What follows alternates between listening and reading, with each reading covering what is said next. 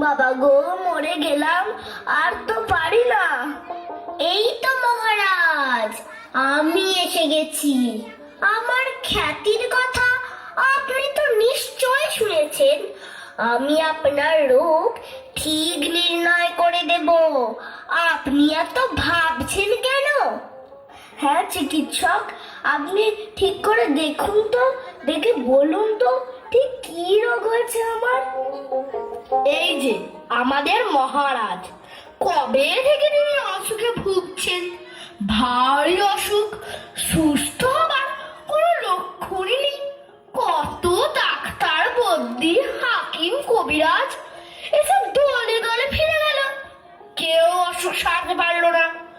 অসুখটা যে কি তা কেউ বলতে পারে না।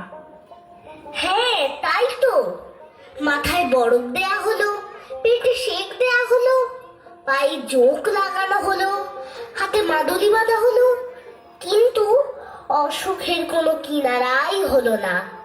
মহারাজ, এক্ষুনি আমার পক্ষে রোগ নির্ণয় করে বলা ঠিক সম্ভব হচ্ছে না। মন্ত্রী, দূর করে দাও, দূর করে দাও এই অপদার্থগুলোকে, আর এদের যা পুঁথি পত্র আছে সব কেড়ে নিয়ে জ্বালিয়ে দাও। তাহলে কি শেষটায় রাজামশাই বিনা চিকিৎসায় মারা যাবেন? আহা আহা, তা কেন হবে, দেখাই যাক না। ওই ওই যে এক সন্ন্যাসী এসে উপস্থিত হয়েছে। হর হর মহাদেব, হর হর মহাদেব, হর হর মহাদেব। অসুখ সারাবার উপায় আমি জানি, কিন্তু সে ভারী শক্ত। তোমরা কি সব করতে পারবে? কেন পারবো না, খুব পারবো। যা দিতে হয় জানিয়ে দেব।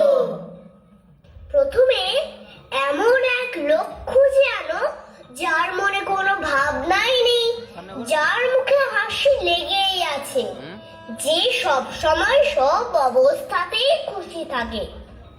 তারপর তারপর সেই লোকের গায়ের জামা যদি রাজামশাই একটা দিন পরে থাকেন, আর সেই লোকের তোষকে যদি এক রাত্রি ঘুমিয়ে থাকেন, তাহলে সব অসুখ সেরে উঠবে। এ তো চমৎকার কথা। হর হর মহাদেব, হর হর মহাদেব, হর হর মহাদেব।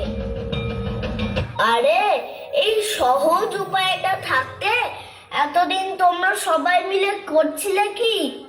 যাও, এক্ষুনি গিয়ে সেই হাসিওয়ালা লোকটার জামা আর তোষক নিয়ে এসো, যাও।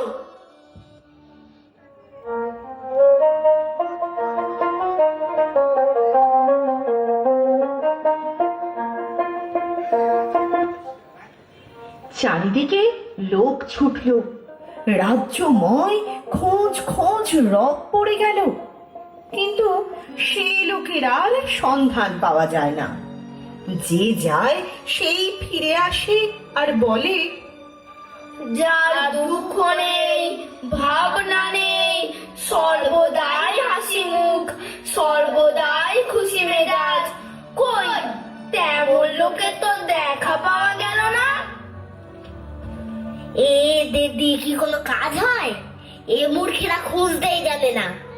এবার দেখছি আমাকেই যেতে হবে।